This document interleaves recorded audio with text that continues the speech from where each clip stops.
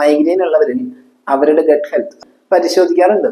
നമ്മുടെ ഇൻഡസ്ട്രീനിൽ കുടലിനകത്ത് ധാരാളം healthy bacterias ഉണ്ട്. ദഹന സംബന്ധമായ പ്രശ്നങ്ങൾ വരുമ്പോൾ നല്ല ബാക്ടീരിയാസ് കുറയുകയും മോശം ബാക്ടീരിയാസ് വർദ്ധിക്കുകയും ചെയ്യും. ഇതുമൂലം റിക്കറന്റ് ആയി ഇൻഫ്ലമേഷൻസ് ഉണ്ടാവുന്നത് മൈഗ്രെയിനിന്റെ ഒരു ഫാക്ടറാണ്. ചില ആളുകൾ ഫുഡ് സ്കിപ്പ് ചെയ്താൽ അല്ലെങ്കിൽ ഓവറായിട്ട് കഴിച്ചാൽ നെഞ്ചരിച്ചൽ, ആസിഡിറ്റി ഇത്തരം ബുദ്ധിമുട്ടുകൾ വരും. അപ്പൊ തന്നെ മൈഗ്രെയിൻ സ്റ്റാർട്ട് ചെയ്യുമെന്നും പറയാറുണ്ട്.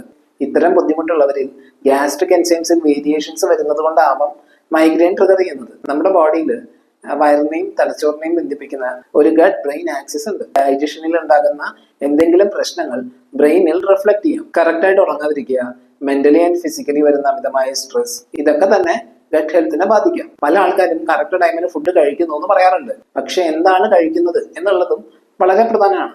യാത്ര പോകുമ്പോഴും തിരക്കിലൊക്കെ ഇൻസ്റ്റന്റ് ആയിട്ട് കഴിക്കാൻ പറ്റുന്ന പാക്കറ്റിൽ കിട്ടുന്ന ഭക്ഷണങ്ങളാവും ഇവർ പ്രിഫർ ചെയ്യുന്നത്. ഇവയിലുള്ള sweets, preservatives, artificial sweetening agents ഇതൊക്കെ തന്നെ നിങ്ങളുടെ വയറിന്റെ ആരോഗ്യത്തെ ബാധിക്കാം. മാത്രമല്ല ഇവയിൽ പലതും മൈഗ്രെയിൻ ട്രിഗർ ചെയ്യുന്ന കാര്യങ്ങളുമാണ്. വർഷങ്ങളായി പല ട്രീറ്റ്മെന്റ് ചെയ്തു, മെഡിസിൻസ് കഴിച്ചു, ഡയറ്റ് കറക്റ്റ് ചെയ്തു, എന്നിട്ടൊന്നും മൈഗ്രെയിനിന് ശാശ്വതമായ പരിഹാരം ലഭിക്കുന്നില്ല എന്ന് പറയുന്നവർ ഇങ്ങനെ എന്തെങ്കിലും ഗ്യാസ്ട്രിക് പ്രോബ്ലംസ് നിങ്ങളുടെ മൈഗ്രെയിനുമായി അസോസിയേറ്റ് ചെയ്ത് വരുന്നുണ്ടോ എന്ന് പരിശോധിക്കുക.